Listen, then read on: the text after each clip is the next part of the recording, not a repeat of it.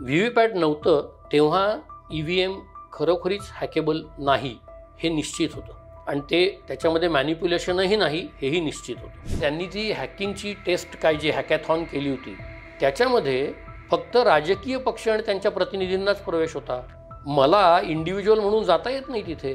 ज्यांनी patent file केलं, ज्यांनी ती मशीन तयार केली त्यांनीच ती सर्टिफाय केली आणि तेच सांगतात हे निर्दोष आहे. न्यायपालिकेने आता एका प्रकारे असं सांगून टाकलेलं आहे की EVM या संदर्भात आमचे दरवाजे बंद आहेत, आमचे कानही बंद आहेत, आमचे डोळेही बंद आहेत आणि आमचं विचारही बंद आहे. जो तिथे आकडा दिसतोय EVMवर तो एनकोअरमध्ये एंटर करा आणि तो वरती जाऊ दे. ह्याची गरजच नाही आहे पर्सेंटेज काढण्याची. त्यामुळे ही संदिग्धता निर्माण केली गेली आहे आणि मग त्याचा परिणाम होणारच आहे. तुम्ही जर मतांची संख्या अपलोड करत नाही आहात तर लोकांनी जर शंका घेतली तर बरोबरच आहे. मतं किती पडली हे सांगायला तुम्हाला 48 तास लागतात, काही ठिकाणी 5-5 दिवस लागतात आणि तुम्ही त्याची समर्थनं करता. हे जे समर्थनाचं जे खाक्या जो काही निवडला आहे ना त्या इलेक्शन कमिशनने, त्याच्यामुळे कुठलीही सुधारणा शक्य नाही. इलेक्शन कमिशन आणि न्यायसंस्थेने घेतलेला स्टँड की आम्ही ॲडमिटच करून घेणार नाही, येऊच नका, तुम्ही हरलात की येता वगैरे ह्या प्रकारचा ॲटिट्यूड, याच्यामुळे होणार असं आहे की बॅलेट पेपरची मागणी पुन्हा जोर धरणार, त्याच्यावरती आंदोलनं होणार आणि कदाचित बॅलेट पेपर स्वीकारला जाईल, जे माझ्या मते आपल्याला पुन्हा 1970च्या दशकात येणार. स्वातंत्र्याची 100री पूर्ण केलेला भारत कसा असेल? NH4, समृद्धी आणि शक्तीपीठ, महाराष्ट्राच्या हायवे संस्कृतीचं वास्तव नक्की काय आहे? आर्टिफिशियल इंटेलिजन्स माणसाचा स्पर्धक होणार का? बदलत्या काळाप्रमाणे आपलं खाणंही बदलतंय का? महाराष्ट्राच्या विकासाचा तिढा नेमका काय आहे? अशा असंख्य प्रश्नांची उकल करणारा विविध रिपोर्टाज आणि दिग्गज लेखकांच्या लेखांनी सजलेला व्हायटल कंटेंट नेटवर्कचा फ्युचरिस्टिक दिवाळी अंक द इनसाइट. अंक घरपोच मागवण्यासाठी डिस्क्रिप्शनमध्ये दिलेल्या लिंकवर क्लिक करा. नमस्कार, द पॉलिटिक्समध्ये सगळ्यांचं स्वागत आहे. महाराष्ट्र विधानसभेचा निकाल लागलेला आहे, पण या निकालानंतर एक वेगळी चर्चा सुरू होते, ती म्हणजे EVM हॅक होते, EVMमध्ये छेडछाड होते आणि दुसऱ्या बाजूने असंही सांगितलं जाते की EVM निर्दोष आहे. नेमकं काय घडतंय? EVM खरंच हॅक होऊ शकतं, छेडछाड होऊ शकतं, हे आपण आज जाणून घेणार आहोत. माझ्यासोबत आहेत कम्प्युटर सायंटिस्ट आणि EVMचे अभ्यासक माधव देशपांडे सर. सर, स्वागत आहे तुमचं द पॉलिटिक्समध्ये. सर, बेसिक प्रश्न आहे पहिलाच, की अविश्वास व्यक्त केला जातोय, तो नेमका का केला जातोय EVM बद्दल? याला खरं प्रश्न फारच चांगला आहे आणि फार मूलभूत आहे. मुळात असं आहे की कुठलीही डिजिटल सिस्टीम, EVM ही डिजिटल सिस्टीम आहे, इलेक्ट्रॉनिक्स आहे त्याच्यात आणि डिजिटल आहे अर्थातच. कुठलीही डिजिटल सिस्टीम ही अशी बनवली गेली पाहिजे की जी लोक ती वापरतील त्यांच्या वापरण्याच्याही पलीकडे जाऊन तिने काम केलं पाहिजे. म्हणजे इरिस्पेक्टिव्ह ऑफ द पीपल असं ज्याला आपण म्हणतो की कोण वापरतं ह्याचा काही संबंध नाही, ती सिस्टीम योग्यच चालेल अशी ती केली गेली पाहिजे आणि ती केली जाते, तशी ती वापरली जाते किंवा ती तशी रिझल्ट्स देते हे वारंवार पुन्हा पुन्हा दिसलं पाहिजे. EVM बद्दल शंका येत आहे त्याचं कारण असं की ते तसं दिसत नाही आहे. म्हणजे याचं उदाहरण देतो तुम्हाला मी. आजकालची सगळी विमानं ही ऑटोमॅटिक चालतात, ऑटो पायलटवरती म्हणजे उडत असतात. एवढंच नाही, ती नवी जी आधुनिक विमानं आहेत ती तर लँडिंगही पायलट कुठलाही असला तरी योग्य पद्धतीने करू शकतात, ज्याला मी इरिस्पेक्टिव्ह ऑफ पीपल म्हणतोय. म्हणजे नवशिका पायलट असला म्हणून ते क्रॅश झालं असं तुमच्या वाचनात आलं नसेल. विमान पायलट जरी नवशिका असला तरी ते विमानाची सिस्टीम त्यांनी एवढी व्यवस्थित केलेली आहे की ती व्यवस्थितच चालणार. तसंच EVMच्या बाबतीत व्हायला पाहिजे. कोणीही कुठेही असलं, माणसं कोण आहेत ह्याचा काही संबंध असता कामा नाही आहे, जे होत नाही आहे. दुसरा त्याला आणखीन महत्त्वाचा मुद्दा कारणीभूत झालेला असा आहे तो की अनेक वेळा, म्हणजे हल्ली तर बहुतांश वेळा मतांची संख्या वाढते किंवा कमी होते. आता ही इलेक्ट्रॉनिक सिस्टीम आहे, ह्याच्यामध्ये मतं वीत नाहीत, म्हणजे त्या नव्या मतांना जन्म देऊ शकत नाहीत किंवा ती मरत नाहीत. त्यामुळे एकदा ते सील झालं की त्या मतांमध्ये एका मताचाही फरक पडण्याची गरज नाही. मतांची संख्या बदलू शकते, पोस्टल बॅलेट्स आले म्हणून ती वाढली हे समजूच शकतं आपल्याला. हे या EVMच्या प्रणालीच्या बाहेरचं आहे. पण EVMमध्येच मतमोजणीमध्ये आधी मतं पडलेली होती काय समजा 10,50,000 आणि आता झाली 10,52,000 किंवा आता झाली 10,48,000. हे जे प्रकार होतात यांनी विश्वास राहत नाही ना कुठल्याही. आता तुम्ही साधा विचार करा, तुम्ही कॅल्क्युलेटर घ्यायला गेलात, तुम्ही 2+2 दाबलत 4 आलं.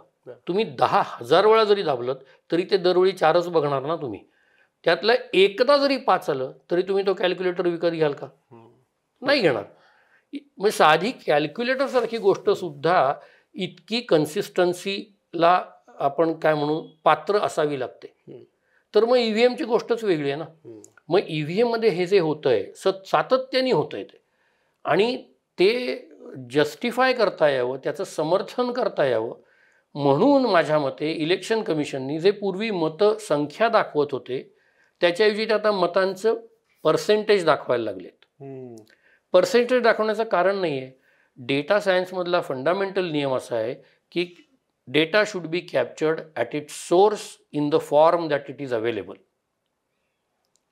म्हणजे डेटा त्याचा स्रोत जिथे आहे तिथे ज्या पद्धतीचा डेटा, जो डेटा अवेलेबल आहे तो डेटा घ्या, मग त्याच्यावर तुम्ही प्रोसेसिंग करा, पण तुमचा मूळ डेटा हा तो सोर्स असला पाहिजे. आता इथे डेटा काय आहे? मतं आहेत. सोर्स काय आहे? ईव्हीएम आहे. ईव्हीएम डेटा काय दाखवतं? मतांची संख्या. मग एवढं सगळं जर सरळ सोट आहे आणि आधी आपण मतांची संख्या दाखवत होतो तर त्याच्याकडनं पर्सेंटेजकडे जाण्याचं कारण काय? तर त्याच्यात तुम्ही एक संदिग्धता आणण्याचा प्रयत्न करताय, कारण पर्सेंटेजमध्ये राऊंडिंग होतं. आता उदाहरण देतो तुम्हाला. समजा एखाद्या ठिकाणी एखाद्या बूथवरती 1200 लोक येणार आहेत आणि त्या पोलिंग ऑफिसरला पर्सेंटेज दर 2 तासांनी कळवायचा असा नियम आहे त्यांचा. एनकोर नावाचं त्यांचं ॲप आहे. त्यातनं दर 2 तासांनी म्हणजे 9, 11, 1, 3, 5, 7 आणि पुन्हा रात्री 9 अशा वेळा त्यांनी पर्सेंटेज अपलोड करायचे त्या एनकोरमधनं. गमतीची गोष्ट अशी आहे की पर्सेंटेज कसं कॅल्क्युलेट करायचं याची कुठलीही स्टँडर्ड ऑपरेटिंग प्रोसिजर त्यांच्या वेबसाईटवर अवेलेबल नाही. मी तशी RTI केलेली आहे आणि मला उत्तर आलेलं नाही अजून तरी, पण ती असायला पाहिजे, कारण तुम्ही इतके पोलिंग ऑफिसर्स नेमणार आहात, प्रत्येकाने वेगळी पद्धत आजमावली तर कसं जमेल? म्हणजे असायला पाहिजे. ती समजा नाही आहे. आता 1200 मतांपैकी 340 मतं म्हणजे माणसं आली आणि मतं देऊन गेली. पोलिंग ऑफिसरनी विचार केला की कुठे 1200नी भागत बसू, 1000नी करतो, नंतर होईल किंवा नाही तर साधारण अप्रॉक्सिमेट ठीक आहे 34% म्हणून अपलोड केलं.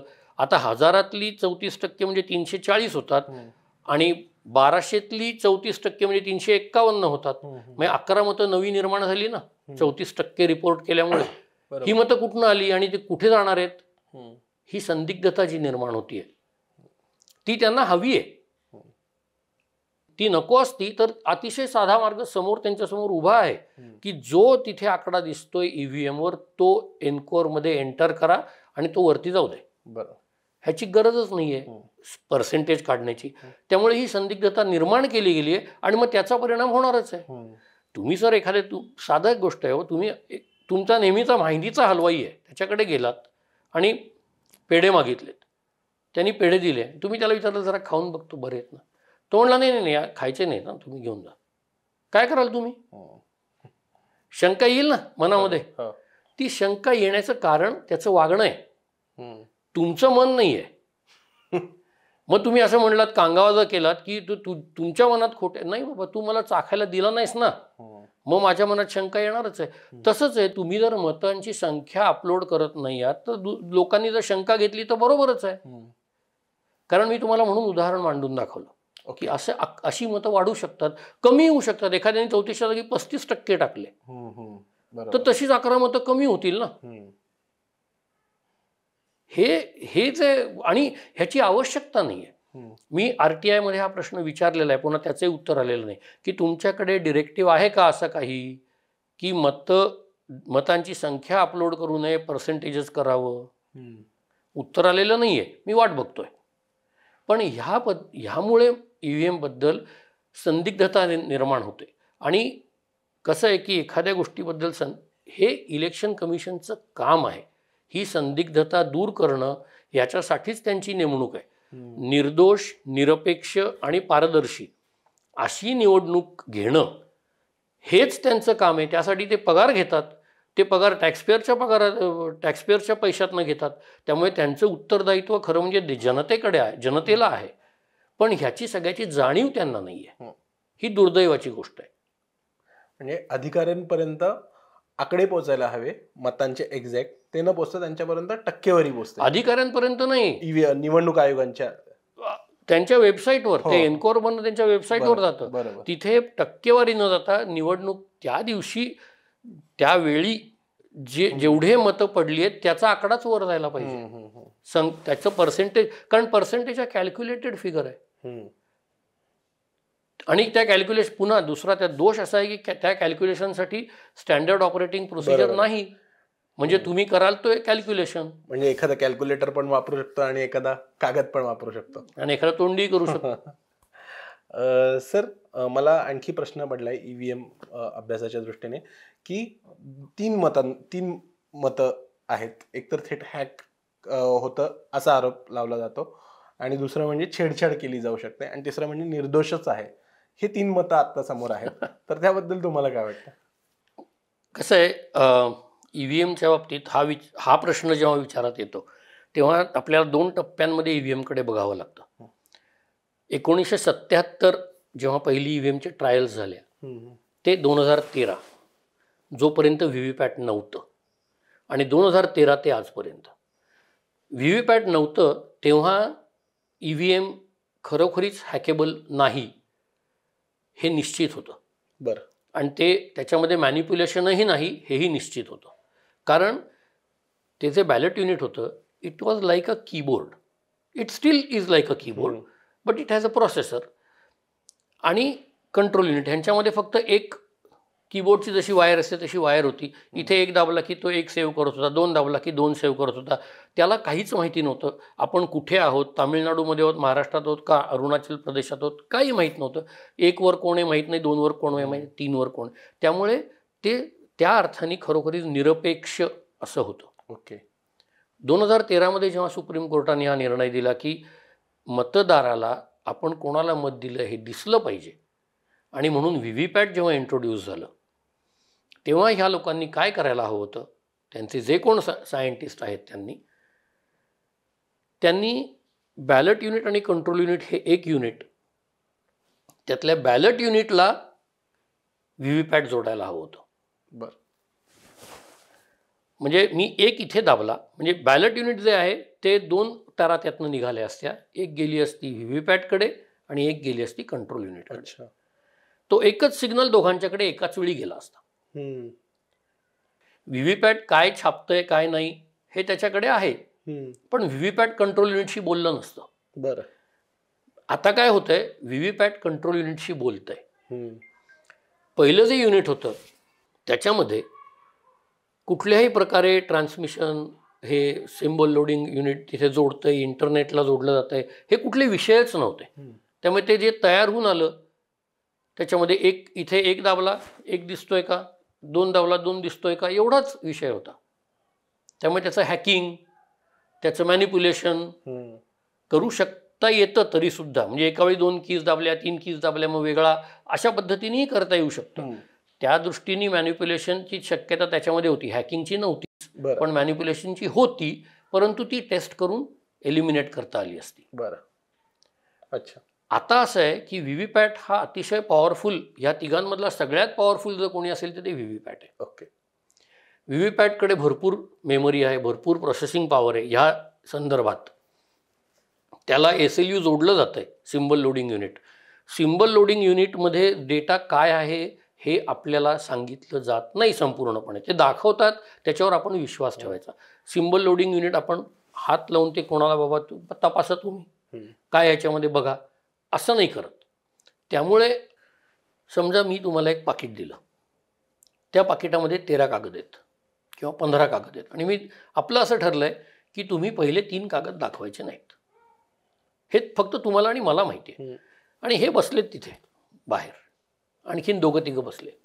ते विचारतायत काय पाकिटात आहे, दाखवा आम्हाला.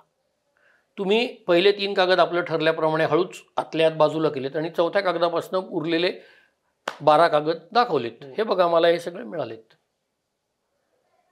हे लोक काय म्हणतील, जरा पाकिट उलटं करावं, पडतायत का कागद बघू. कोणी म्हणेल ना, तुम्ही म्हणालात जर की नाही मी पाकिट नाही दाखवणार, येईल ना शंका. बरोबर. शंकेला जागा निर्माण करणं हा दोष आहे, शंका घेणं हा दोष नाही आहे. हे शंकेला जागा निर्माण करतात. तुम्ही तुमच्या SLU मध्ये काही नाही ना, द्या ना आलेल्या माणसाला. त्यांना नाही वाचता आलं तर त्यांचा दोष आहे, ते बघून घेतील. आम्ही देणार नाही हे म्हणण्याचं काय कारण आहे? कसं आहे, जेव्हा लपवण्यासारखी गोष्ट असते तुमच्याकडे तेव्हा तुम्ही लपवायचा प्रयत्न करता. अशी गोष्ट नसेल तर तुम्ही कशा करता लपवायचा प्रयत्न कराल? तुम्ही गाडी घेऊन कुठेतरी चाललायत, थांबवलं, डिकी चेक करायची, तुम्ही काय म्हणता, 1 मिनिट थांबा, उतरतो, डिकी उघडतो, बघा. बरोबर. त्याच्यात जर काही असेल डिकीत तर तुम्ही म्हणाल की नाही ते काय आहे, डिकी आज लॉक झाली आहे माझी, तो माझी दुसरी किल्ली हरवली आहे, मी डिकीची किल्ली आणली नाही, तो मेकॅनिकला शोधायला लागेल. काहीतरी सबबी काढाल ना. केव्हा काढाल? जेव्हा तुम्हाला काहीतरी लपवायचं आहे तेव्हा. जर काही नसेलच लपवण्यासारखं तर तुम्ही नाहीच काढणार आहात सबबी. इलेक्शन कमिशन हे करतंय. त्यामुळे आता जुन्या मशीनची पेटंटचे कागद माझ्याकडे सुद्धा आहेत, ते त्यांनी ओपन पेटंट दाखल केलं होतं, ते आहेत. व्हीव्हीपॅटचं काहीच अवेलेबल नाही, मागितलं तरी ते मिळत नाही. मग आता ते सांगतात की व्हीव्हीपॅट कनेक्ट होत नाही. बरं, त्यांनी जी हॅकिंगची टेस्ट काय जी हॅकॅथॉन केली होती त्याच्यामध्ये फक्त राजकीय पक्ष आणि त्यांच्या प्रतिनिधींनाच प्रवेश होता. मला इंडिव्हिज्युअल म्हणून जाता येत नाही तिथे, हे ते सांगत नाहीत.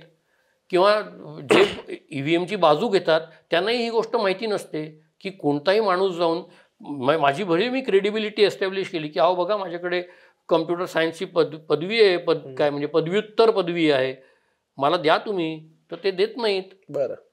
राजकीय पक्षांचा प्रतिनिधी म्हणून या असं सांगतात. काय म्हणून? मला नाही व्हायचं राजकीय पक्षांचा प्रतिनिधी, पण मला तपासायचं आहे ना, भारतीय म्हणून माझा अधिकार आहे की नाही, माझं मत त्यात जाणार आहे. त्यामुळे हे होत नाही. बरं, त्याच्यात सुद्धा तुम्ही ते उघडायचं नाही, तुम्ही ते 7च मिनिटं वापरायचं, तुम्ही त्याच्यात अमुक गोष्टी करायच्या नाहीत. तुम्ही मला सांगा, तुम्ही जर गाडी घ्यायला गेलात आणि तुम्हाला गाडी विकणाऱ्यांनी सांगितलं की ती गाडी पहिल्यांदा रिव्हर्समध्ये नाही टाकायची, टेस्ट करताना फक्त फर्स्ट गिअरमध्ये टाकायची, मग तुम्ही घ्याल काही गाडी? नाही घेणार ना. तुम्हाला येईल ना शंका की या गाडीत गडबड आहे. मी जेव्हा घेणार आहे एखादी गोष्ट टेस्ट करताना, कुठलीही गोष्ट टेस्ट करताना तो युजरच टेस्ट करतो. सॉफ्टवेअरमध्ये सुद्धा युजर ॲक्सेप्टन्स टेस्टिंग ही मोठी फेज असते. तुम्ही देतच नाही ना टेस्टिंगला, तुमच्या पद्धतीने केलं तर टेस्टिंग असं नसतं.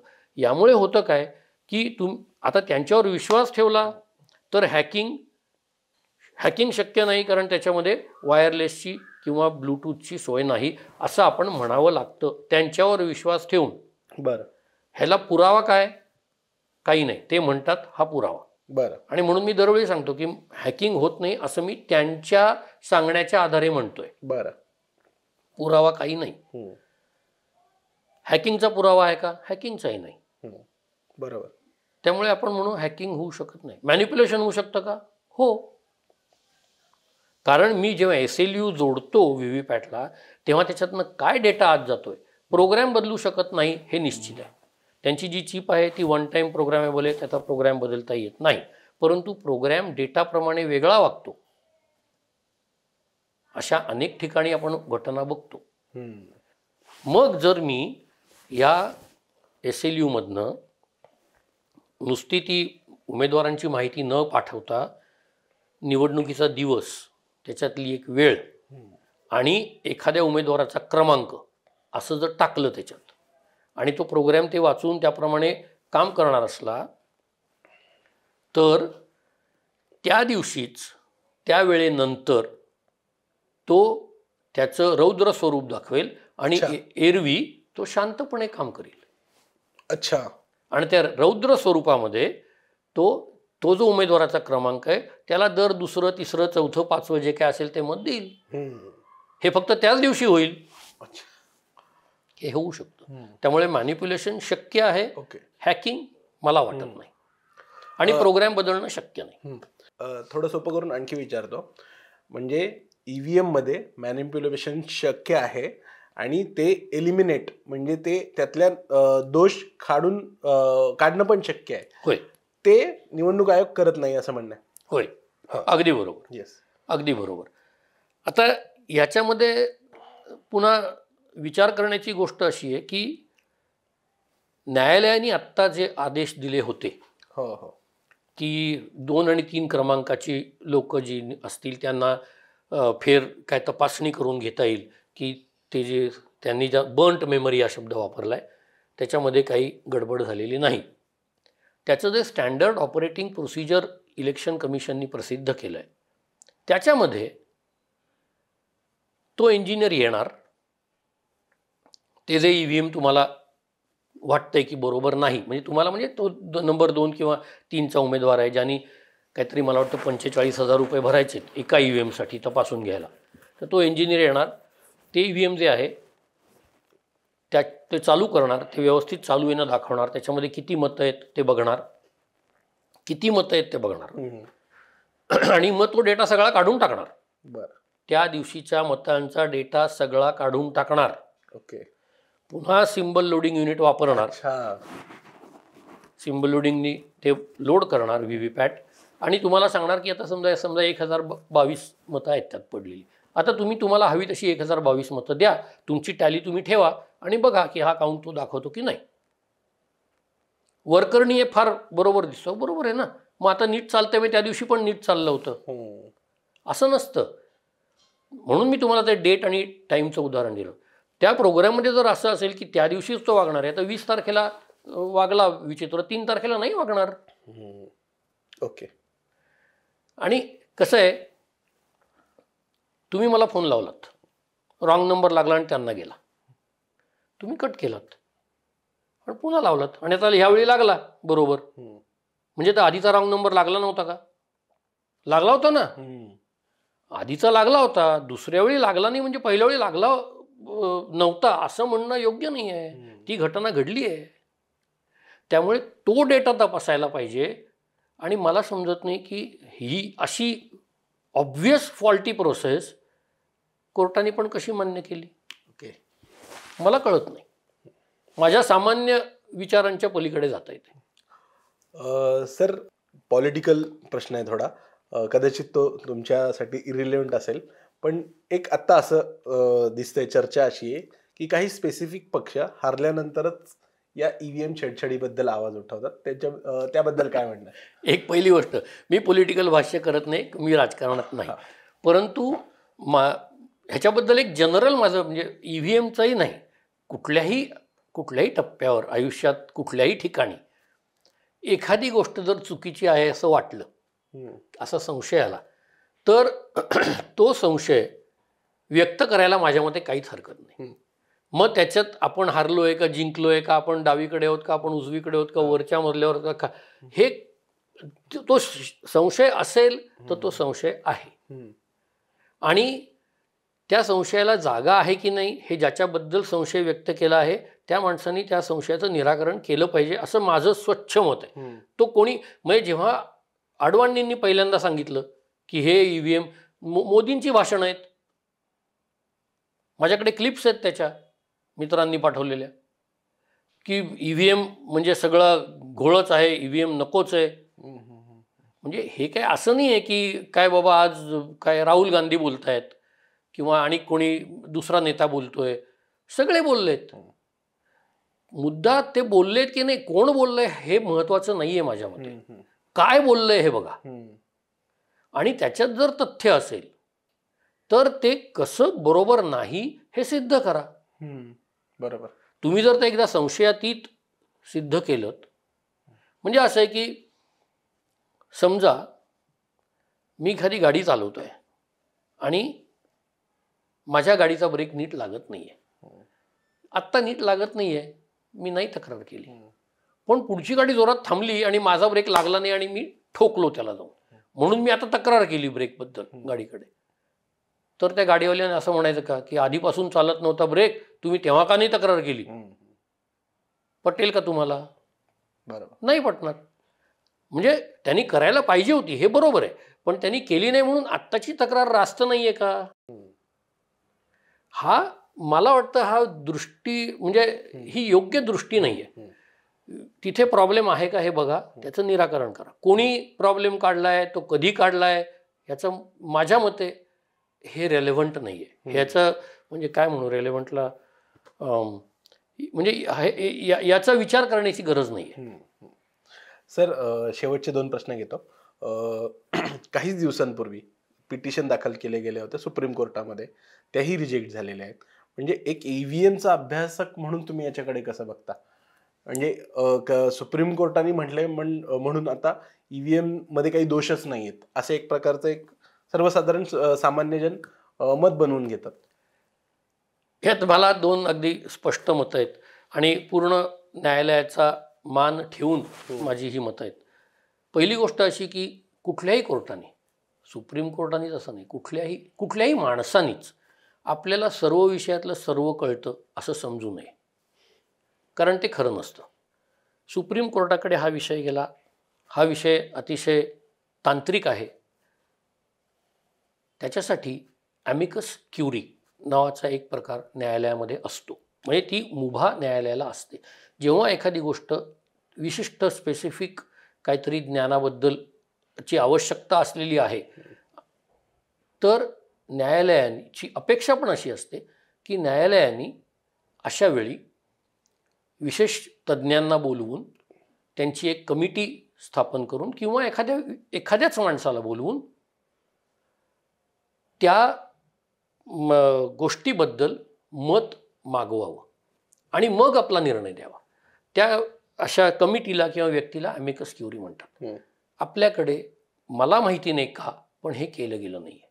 ओके. सुप्रीम कोर्टाने बरं ती कमिटी, त्या कमिटीमध्ये कुठलाही ह्या ज्यांच्याबद्दल बोललं जाते ते लोक नको आहेत. म्हणजे आता ईव्हीएमचा प्रॉब्लेम आणखीन एक काय झाला आहे, मगाशी मी तुम्हाला सांगायला विसरलो आहे की ज्यांनी पेटंट फाईल केलं, ज्यांनी ती मशीन तयार केली, त्यांनीच ती सर्टिफाय केली. अच्छा. आणि तेच सांगतात हे निर्दोष आहेत. असं नाही होत ना, तसं व्हायला नको. मग जेव्हा ती तुम्हाला तज्ज्ञ समिती नेमायची तेव्हा ज्यांना याच्याबद्दल माहिती आहे पण ज्यांचा यांच्यामध्ये काहीही हितसंबंध नाही अशा लोकांना निवडून घ्या, त्यांची मतं मागवा, त्याच्यावरती विचार करा. त्या मतांवरती तुम्ही टिप्पणी करू शकता. त्यांना न्यायालयाने गाईड सुद्धा केलं तरी हरकत नाही की बघा ह्या दृष्टीने विचार करा.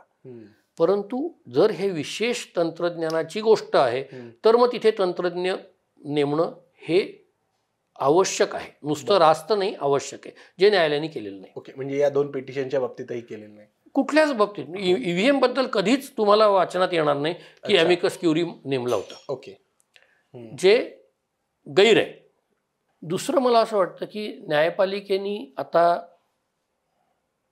एका प्रकारे असं सांगून टाकलेलं आहे की ईव्हीएम या संदर्भात आमचे दरवाजे बंद आहेत, आमचे कानही बंद आहेत, आमचे डोळेही बंद आहेत आणि आमचं विचारही बंद आहेत.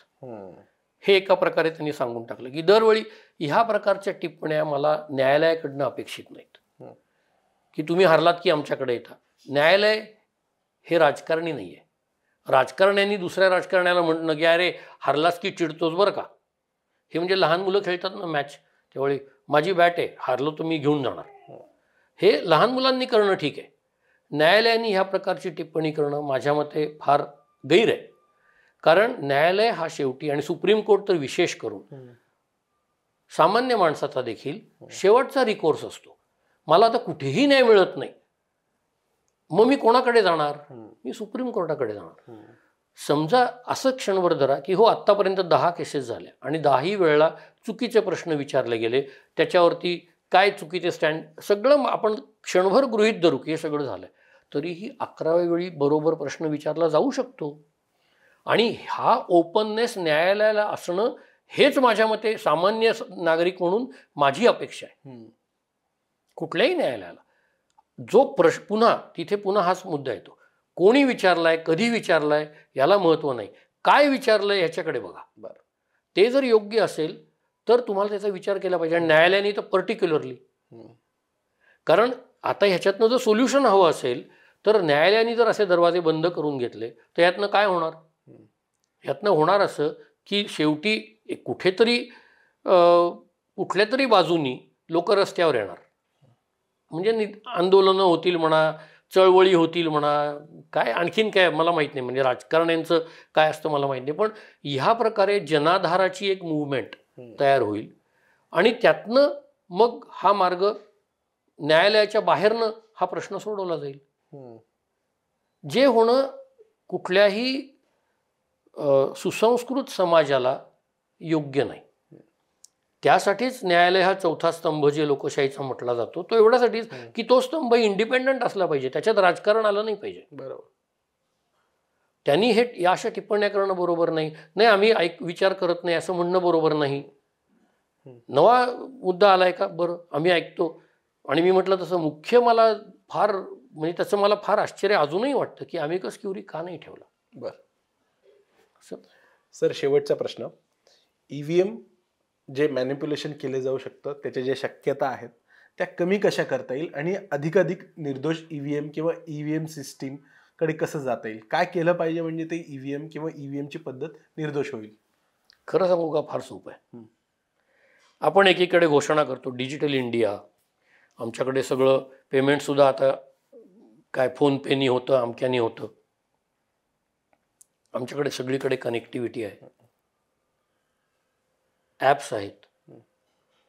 मग 9 वाजता जर शेवटचं मत पडलं तर 9:01 मतं किती पडली आहेत एवढं तरी तुम्हाला सांगता यायला काय हरकत आहे? निकाल नका सांगू, निकालही सांगता यायला हरकत नाही माझ्या मते, पण तो भाग पुढचा आहे. ओके. किती मतं पडली आहेत हे सांगायला काय हरकत आहे? अच्छा. मतं किती पडली आहेत हे सांगायला तुम्हाला 48 तास लागतात, काही ठिकाणी 5-5 दिवस लागतात, आणि तुम्ही त्याची समर्थनं करता. हे जे समर्थनाचं जे काय खाक्या जो काय निवडलाय ना त्या इलेक्शन कमिशननी, त्याच्यामुळे कुठलीही सुधारणा शक्य नाही. सुधारणा शक्य केव्हा होते? जेव्हा तुमचं मन मोकळं असतं, ओपन माइंड ज्याला म्हणतो आपण, की हो ह्याच्यामध्ये सुधारणा होणं आवश्यक आहे आणि तसं करणंच प्रगती आहे. गाडी खराब झाली तर आपण गाडीची म्हणजे गाडीत दुरुस्ती करून घेतो, ती दुरुस्त होत नसेल तर नवी गाडी घेतो, पण गाडी खराब झाली म्हणून बैलगाडी नाही मागवत. आता ह्या 2 संस्थांमुळे इलेक्शन कमिशन आणि एकूणच न्याय संस्थेने घेतलेला स्टँड की आम्ही ॲडमिटच करून घेणार नाही, येऊच नका, तुम्ही हरलात की येता वगैरे, ह्या प्रकारचा ॲटिट्यूड, याच्यामुळे होणार असं आहे की बॅलेट पेपरची मागणी पुन्हा जोर धरणार, त्याच्यावरती आंदोलनं होणार आणि कदाचित बॅलेट पेपर स्वीकारला जाईल, जे माझ्या मते आपल्याला पुन्हा 1970च्या दशकात नेणार आहे. आणि बॅलेट पेपरमध्ये त्याही वेळेला मोठ्या प्रमाणामध्ये धांदली होत होती, हेराफेरी होत होती, बॅलेट बॉक्सेस बदलले जात होते. हे नाही म्हणणं हे माझ्या मते अप्रामाणिकपणा आहे. ते होत होतं आणि ते आज का होणार नाही ह्याचं माझ्याकडे कुठलंही, मला तरी काही कारण दिसत नाही. त्यामुळे ईव्हीएम खरं म्हणजे, आणि मी म्हटलं तसं की तुम्ही करा, तुमच्याकडे सॉफ्टवेअर आहे ऑलरेडी, वेब सर्व्हरवर डेटा येतोय, पर्सेंटेज आणूच नका, काउंट आणा आणि तो 9:01 डिक्लेअर करून टाका. इलेक्शन कमिशनचं काम काय आहे? कोणाला तरी निवडून आणणं हे त्यांचं काम नाही आहे. मग जो कुठला सत्तेत पक्ष असेल, आज भाजप आहे, उद्या काँग्रेस असेल, परवा कम्युनिस्ट पार्टी असेल, मला त्याच्याशी कर्तव्य नाही आहे. जो पक्ष सत्तेत आहे त्याला सत्तेतच राहायचं असणार आहे नॅचरली, कुठल्याच राजाला भिकारी व्हायचं नसतं. त्यामुळे सत्तेतला राहणार पक्ष सत्तेसाठी काम करणार हे उघड आहे, ते त्यांचं काम आहे, ते राजकारण करतायत. तुमचं काम ते नाही आहे. तुमचं काम असं आहे की लोक काय म्हणतायत ते ऐकायचं आणि ते दाखवायचं, बस एवढंच तुमचं काम आहे. तेच जर तुम्ही करत नसाल आणि त्याच्याबद्दल तुम्हाला खऱ्या अर्थाने राष्ट्रप्रेम नसेल, म्हणजे राष्ट्रप्रेम म्हणजे एखाद्या माणसावरती प्रेम करणं किंवा एखाद्या विचारसरणीवर प्रेम करणं असं नाही आहे. सर्व लोकांवर देशातल्या प्रेम करणं म्हणजे राष्ट्रप्रेम आहे. आपल्या कर्तव्यावर प्रेम करणं म्हणजे राष्ट्रप्रेम आहे. ते जर तुम्ही करत नसाल तर कसं सुधारणा होऊ शकते? मग तुम्ही बाकी उलटे जाल, बॅलेट पेपरकडे जाल आणि that will be a very sad day. आणि त्याला कारणीभूत याच 2 संस्था असतील. सर, खूप खूप धन्यवाद, तुम्ही द पॉलिटिक्सशी बोललात. ईव्हीएम हॅक होऊ शकतं का, छेडछाड होऊ शकतं का, याचे अत्यंत बारकावे तुम्ही सांगितलेत. म्हणजे लोकांना हॅक आणि छेडछाड या पलीकडे फार काही चर्चा होत नाही की नॅरेटिव्हजमध्ये, पण ते अत्यंत बारकाव्याने तुम्ही सगळी माहिती सांगितलीत. खूप खूप धन्यवाद. आपण पुन्हा भेटू. तुर्तास इथेच थांबू. आपले खूप आभार. धन्यवाद.